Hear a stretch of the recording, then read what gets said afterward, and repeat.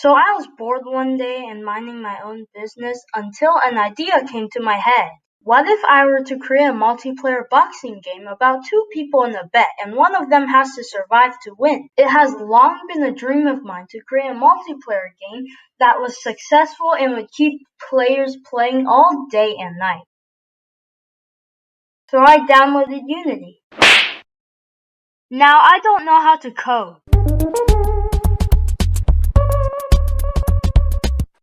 I do know how to code. With Python. Who uses Python these days? Python sucks. So after I got my idea, I had to put my plan in action. I booted up the Unity engine and created the project. So after I created my Unity project, I had to design some art. I decided to start designing some kind of boxing ring that would be perfect for map 1 of my game.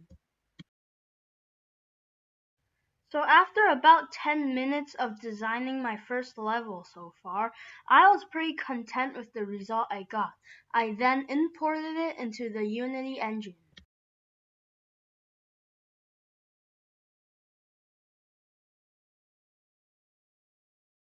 I then designed one of the characters or skins of the game that comes unlocked once you get the game, and I was super happy with my final result. So now all that I had to do was import the map and the skin into Unity. So now I have both sprites imported into Unity. I have the map over here. And John, I named the character John. I put him inside here. I put both sprites inside the art folder. And the John sprites, I'm gonna have him have like a walking animation, an idle animation, a punching animation, and some other animations. I just want to enable him to, act more lively, like in a normal boxing game. So now all I had to do was just write some code and import the code into Unity. So you can see that I'm running the script, the movement script of my my character over here, and I can move him around. I can sprint. However, the sprinting script doesn't really work that well, so I'm gonna fix it. The collider right now is on his lower half of his body from like the roller skates. Don't ask me why he's wearing roller skates, okay? Just a child's imagination is doing what it's doing, okay?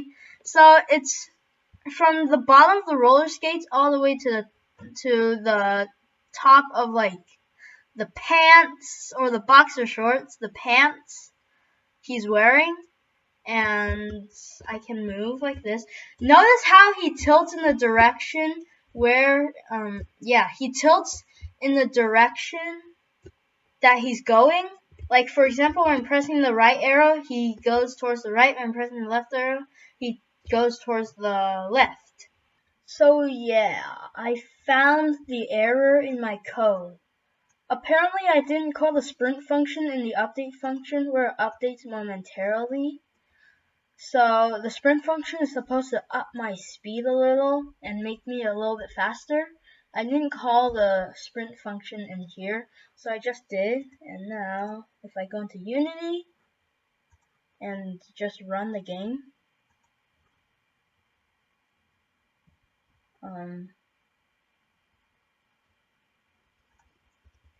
you can see that I can sprint. Like my speed, when I up my speed when I'm sprinting, it doesn't really sprint that fast. But hey, at least it works. It works pretty nice.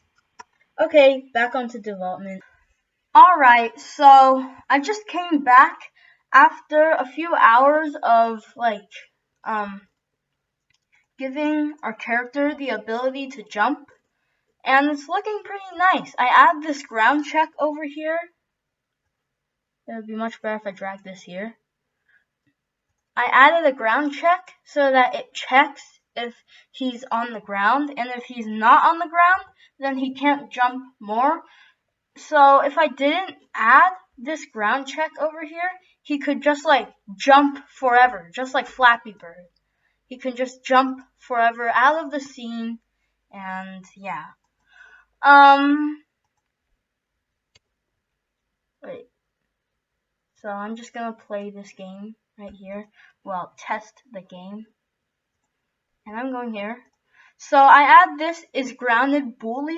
So if he's on the stage, it has a question, it has a check mark to indicate that he's on the stage, and for times when he isn't on the stage, it doesn't let him jump because there is no check mark, just like that. Alright, so let's test him. So you can see that when I jump in the air, look at this check mark over here. Can you see it? Sorry, I'm busy jumping, so I can't really like tell you what's happening.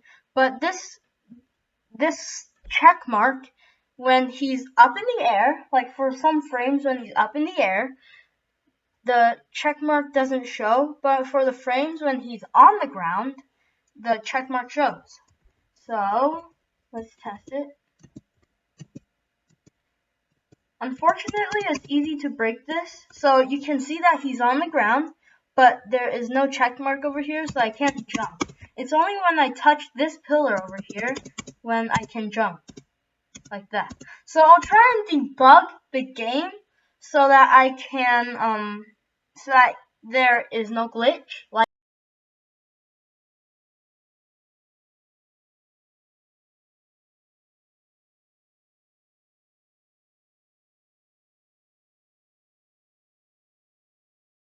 So after about 2 minutes of debugging, I finally settled on creating an empty sprite, which will let Unity know that it is the ground, and so that our player can jump without having to deal with that glitch that I discussed earlier.